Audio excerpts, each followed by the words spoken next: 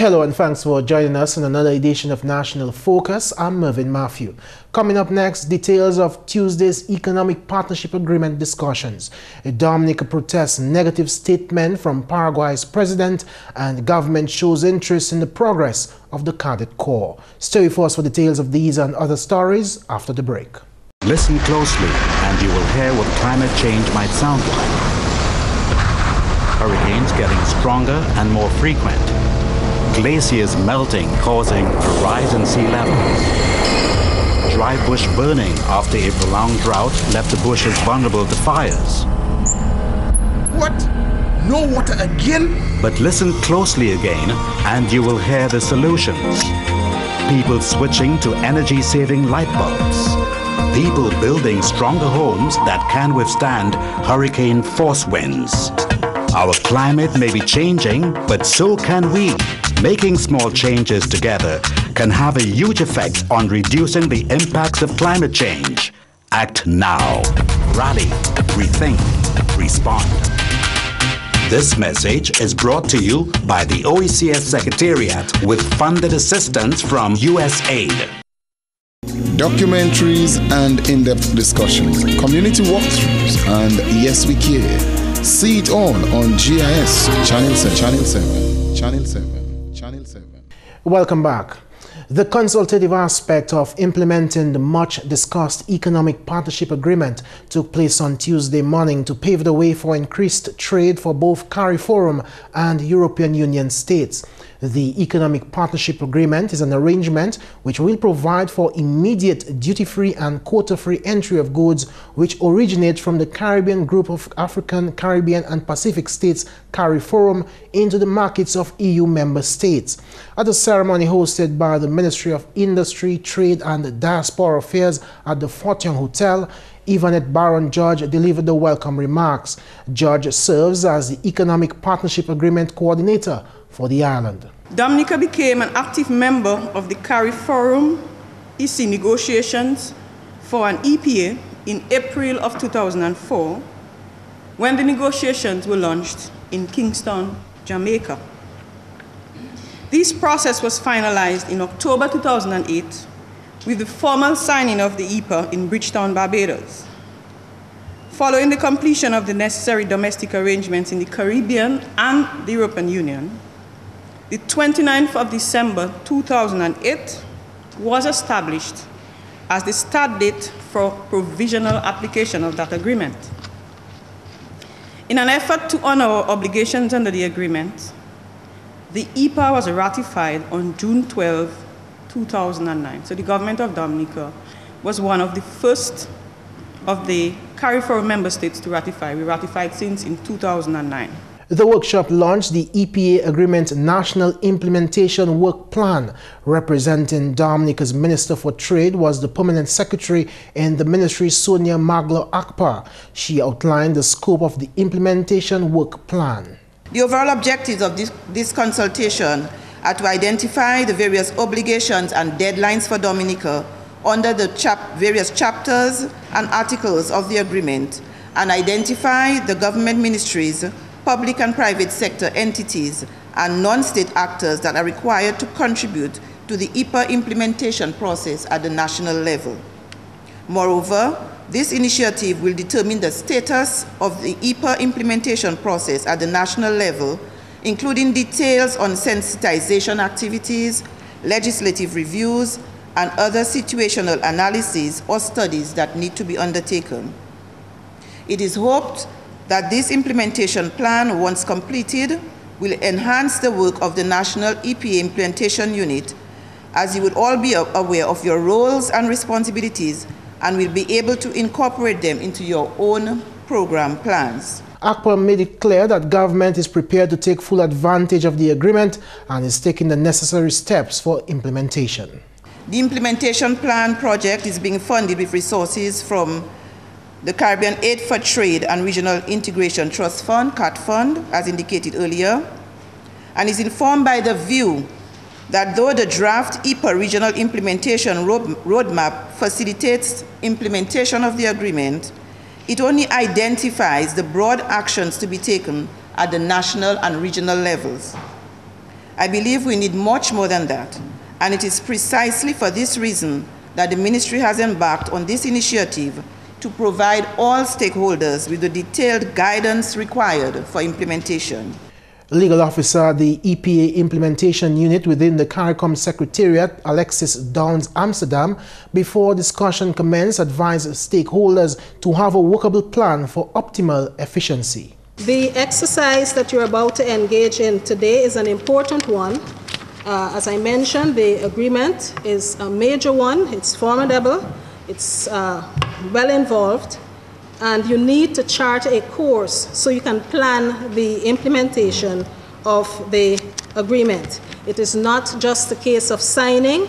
Different measures have to be taken for states to not only honor their obligations, but also to ensure that the benefits that the states expected to derive from the agreement, that those are realized. The participants from both the public and the private sectors were left with these words of encouragement. You would have the support of the regional unit. You also will have your own commitment and the commitment of the stakeholders. You have the commitment of your own national unit. What you would not have, ladies and gentlemen, will be a reason for failure. It is therefore my anticipation and the anticipation of the CARICOM Secretariat that at the end of the day, when the verdict would have been brought in on Dominica, that none of us, the unit, the national unit, the regional unit that has been given the mandate by the heads, nor the state will be found wanting. The CARIFORUM EU Economic Partnership Agreement was the first trade agreement of its kind to be concluded between the EU and one of the 6 African, Caribbean and Pacific group of states. Minister for Youth Affairs Honorable Justina Charles called on various sectors in society to unite in an effort to enhance youth development. This appeal was made at the Cadet Parade on Saturday. For our children and young people to develop their true potential, there must be a true community effort. Government, parents, teachers, police, nurses, and anyone who cares must band together to give them that chance. Remember, it takes a community to raise a child. The Honorable Minister says government is lobbying for closer collaboration with partners towards youth empowerment through the Cadet Corps. The Ministry of Culture, Youth and Sports stands resolute to continue to support you in every possible way. At this moment, we are seeking to foster closer collaboration with the Ministry of Education, the private sector, our out-of-state partners, to minimize some of the administrative challenges and for greater capacity building within the Corps.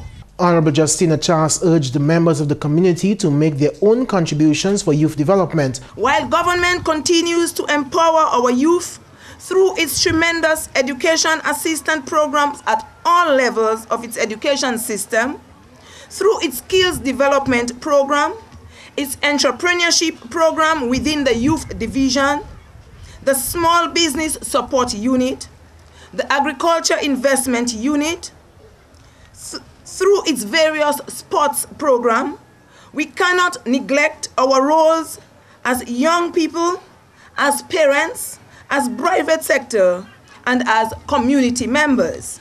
The Honorable Minister ended her address by urging the youth to recognize their part in their own development. You have what it takes to achieve what you want to achieve. And nobody is going to do it for you but yourself. And so you just set your goal, remain focused, and work towards it. And the success will come. Success comes with hard work. In more news, improvements to farm access roads continue to be a feat of the Roosevelt Skerrit-led administration. GIS News visited the Drummond Farm Access Road in Makushri, which is currently under rehabilitation. The road is being constructed at the cost of $171,000. Kelva Daru, parliamentary representative for that constituency, spoke more about the project. This is an initiative that had begun sometime last year, when the Labour Party government saw the need to place tremendous emphasis on improving and enhancing farm access roads across the country. And here in the St. Joseph constituency, this project has been ongoing for the last 4 to 5 months, where we have over 10 guys employed on this project. And a local contractor from the community of St. Joseph was awarded the contract. And the guys have been doing a tremendous job here in this area. This road was in a deplorable condition for a number of years, and no one saw the need to do any work on this road. And as a member of parliament, I said necessary to ensure that we could have constructed this road so the farmers from St. Joseph, the farmers from Mero, and even the farmers from Salisbury who access this area to go to their farms, they can have a much more improved road network. And all it is an effort to ensure that farmers go back to their farms and they produce more. Darrow stated that government recognizes the importance of feeder roads to the growth of the agricultural sector. The government of Dominica is really concerned with the agricultural sector, and that is why we have placed tremendous resources in ensuring that these works can be undertaken so that the farmers can have better road network and much improved roads to their farms. As the area is prone to heavy rainfall, precautionary measures were taken to extend the lifespan of the road. This area, during the rainy season, it receives a lot of water, and you'd have observed that as we moved along the road, tremendous work was done in terms of drainage along the roads, as well as the unblocking of culverts and ensuring that the concrete road, it has the proper spacing in between, so as during the rainy season you will be able to see the free flow of water, and it will cause less strain on the road. I'm very pleased with the road as a member of parliament. I'm very pleased with the level of work that has been done by the contractor and his team from St. Joseph, and they have done a tremendous job here. And I must say that moving forward, we'll continue to address the issues of the farmers in this constituency, and we'll continue to place tremendous emphasis in ensuring that the road networks in this constituency are up to par. Darrow then highlighted other areas in his constituency that have received attention. He emphasized the employment opportunities that have stemmed from these projects.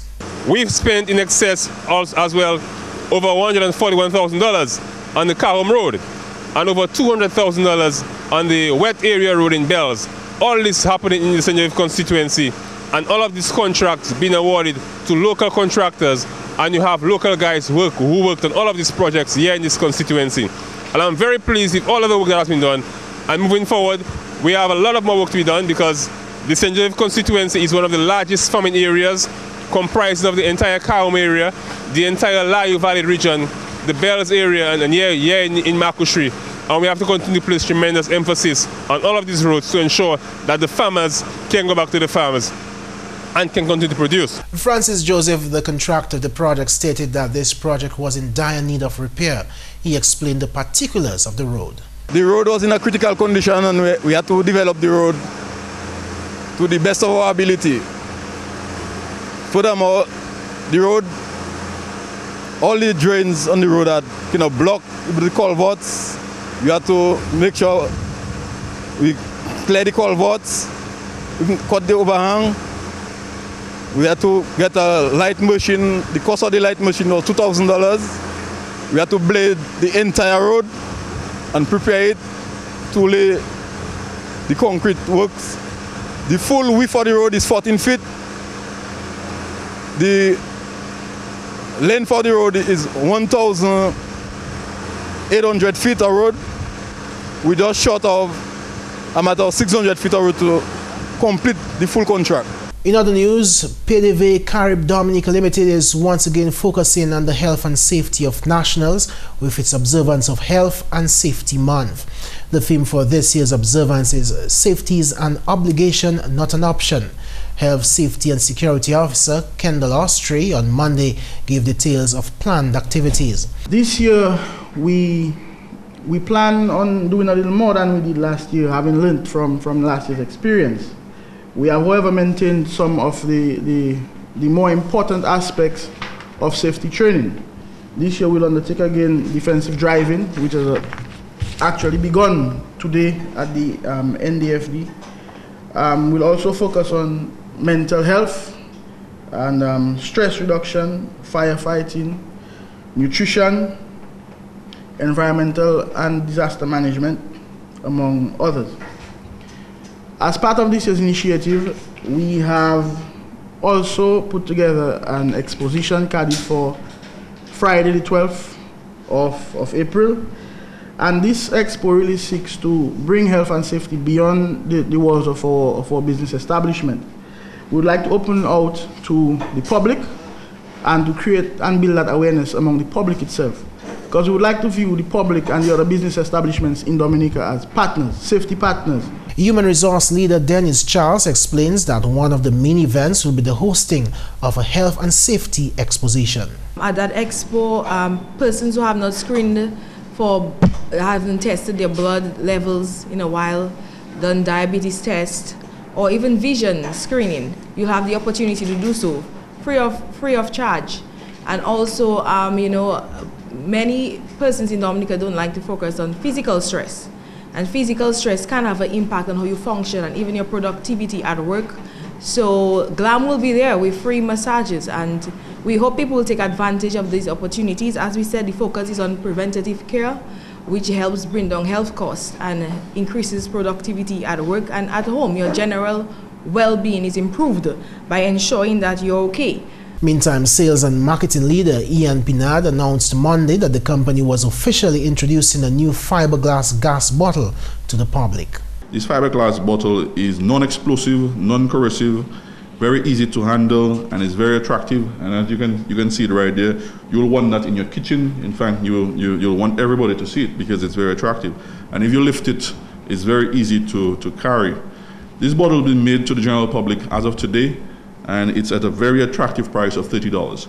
So from Capuchin all the way to Scottshead and Penville all the way to Dalis, you will get your bottles at any of the 53 agents that we have in Dominica for an attractive price of $30.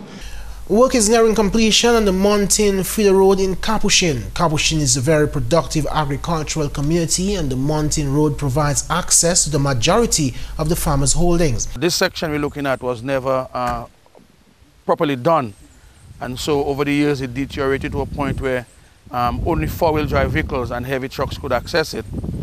And remember the Prime Minister made an announcement that he was making $2 million available for feeder road improvements in the country.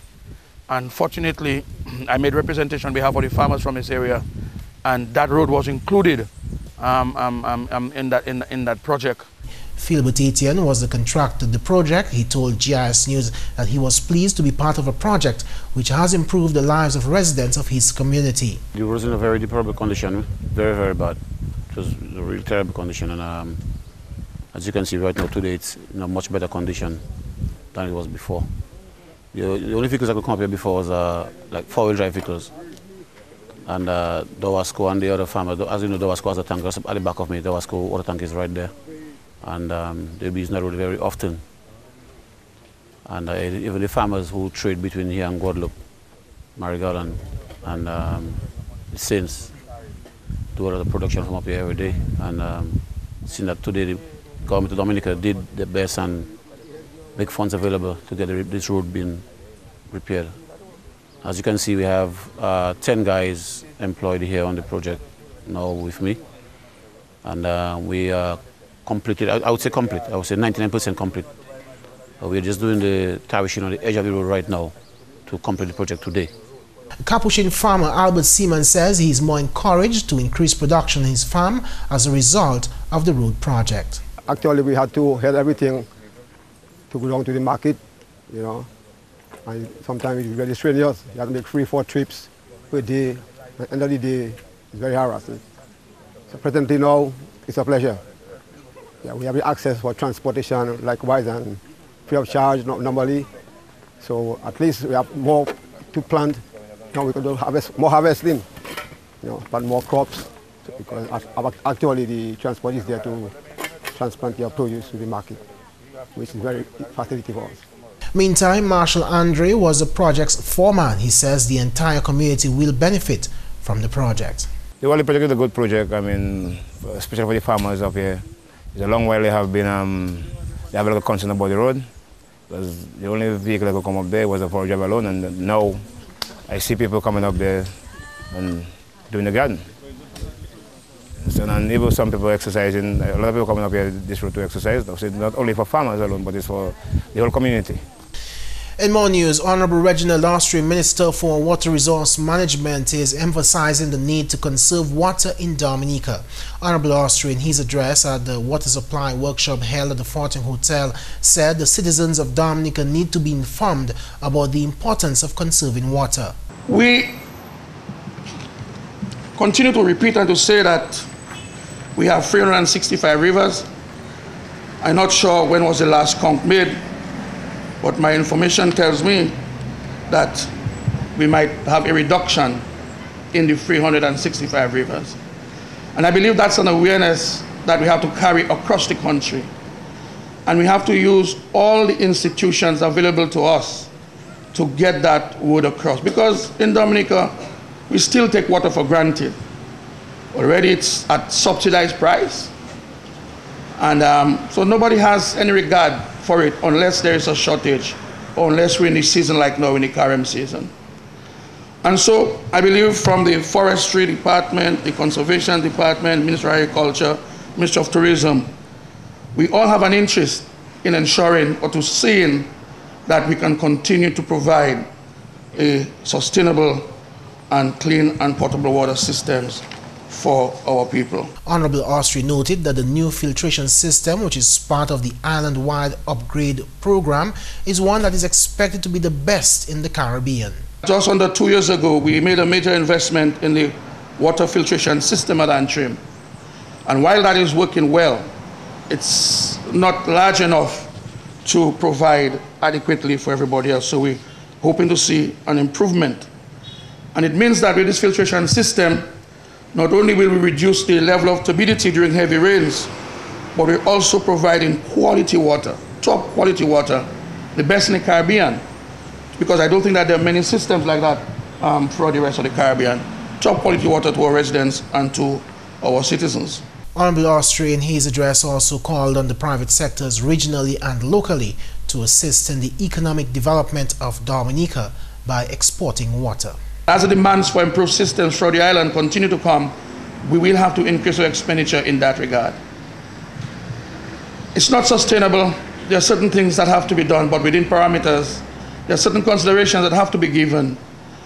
But we have to find ways of sustaining that very, very heavy investment. And one of the ways is for the export of water, whether bottled water or bulk water. We have had a few people knocking on our doors, but we have not broken very much ground as far as the exportation of water is concerned. And here goes our challenge to the private sector, both locally and regionally, to put your money where your mouth is. We keep saying that a large section of the world is now suffering from lack of water. Large countries. And so there is a need to export our water, top quality water. But we have to find the investments, we have to work on the logistics. And that's an opportunity for the private sector to put in their monies, not only to do a lucrative business for themselves, but also to aid and assist in the economic development of this country. And I'm hoping that during the course of the workshop, some of those issues will in fact be explored. How is it? What is it? How are we going to let our water in Dominica reach the international market? And that's all for the English segment of the news. Coming up next, why you should make more effort to eat local. Listen closely and you will hear what climate change might sound like. $30 for a hand of bananas? Severe drought could destroy banana plants and drive food prices up. And now we can see the dead coral reef below us. Dead coral? I thought it was alive. No, it's dead. If you look at the pictures, you can see what the coral used to look like. Oh, wow. Natural wonders like coral reefs are disappearing. But listen closely again, and you can hear the solution. People disposing of garbage responsibly and not in drains and rivers. People responsibly discarding engine oil. Our climate may be changing, but so can we.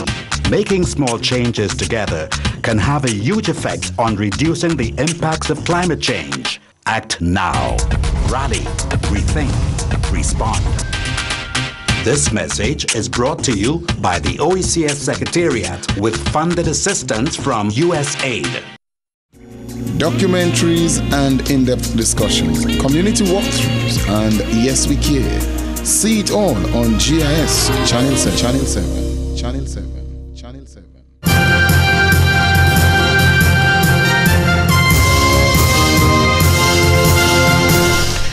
We often hear that we should eat what we grow, and while that's true, we should know why eating local is so important. One reason is that local foods usually have less environmental impact.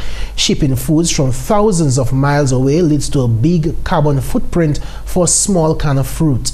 Look for farmers who follow organic and sustainable growing practices and energy use to minimize your food's environmental impact. And that's all for National Focus today. We welcome your suggestions and comments. Feel free to drop us an email at gis@dominica.gov.dm or visit our website at news.gov.dm. On behalf of the entire news production team, I'm Mervin. Thank you for watching.